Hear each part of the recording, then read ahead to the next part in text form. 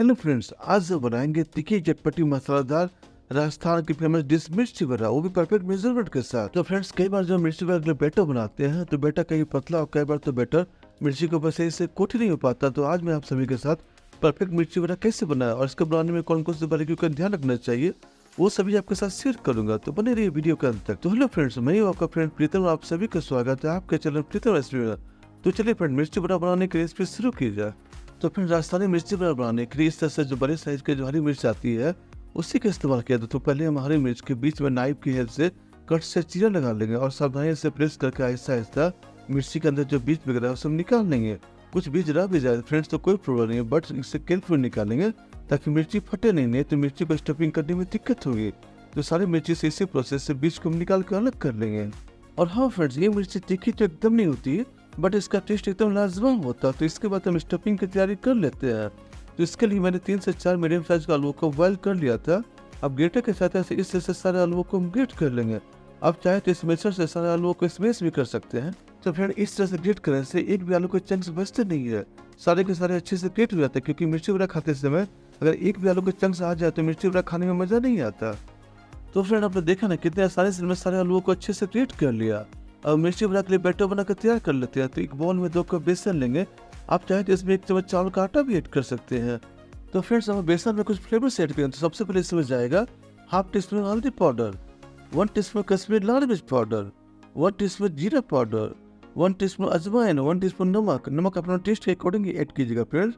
अब बेसन में थोड़ा थोड़ा पानी ऐड करेंगे और इसका एक थिक सा बैटर बनाकर तैयार कर लेंगे।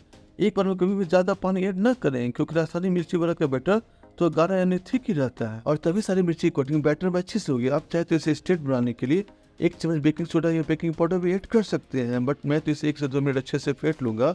अब 15 से 20 मिनट तक बैटर को रेस्ट रख देंगे ताकि अच्छे से सीट हो जाए, फूल जाए।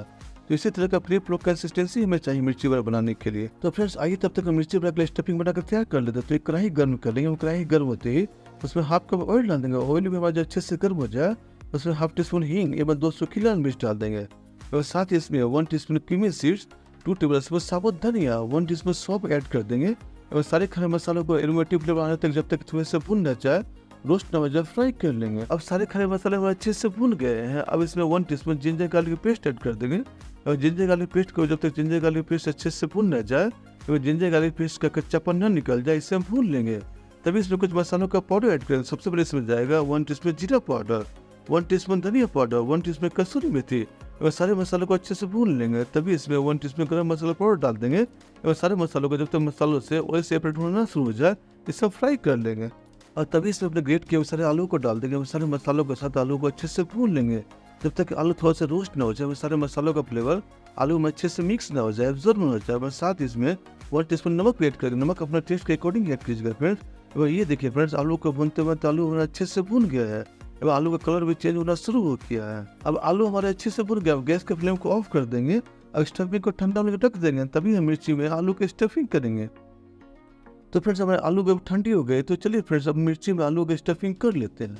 तो फ्रेंड, मिर्ची वड़ा की स्टफिंग मिर्ची लेंगे जिसके ऊपर हमने कट से चीरा लगाया था। एक स्पून की हेल्प से स्टफिंग को मिर्ची के अंदर दबा दबा कर भरते जाएंगे। वही इसके एक्स्ट्रा स्टफिंग को हम निकाल लेंगे और मिर्ची को अच्छे से सील कर देंगे। तो फ्रेंड, इसी तरीके से अपना सेकेंड थर्ड में सारी मिर्ची को स्टफिंग कर लेंगे। ये मिर्चियाँ तीखी तो नहीं होती फ्रेंड, बट इसका टेस्ट तो लाजवाब होता है।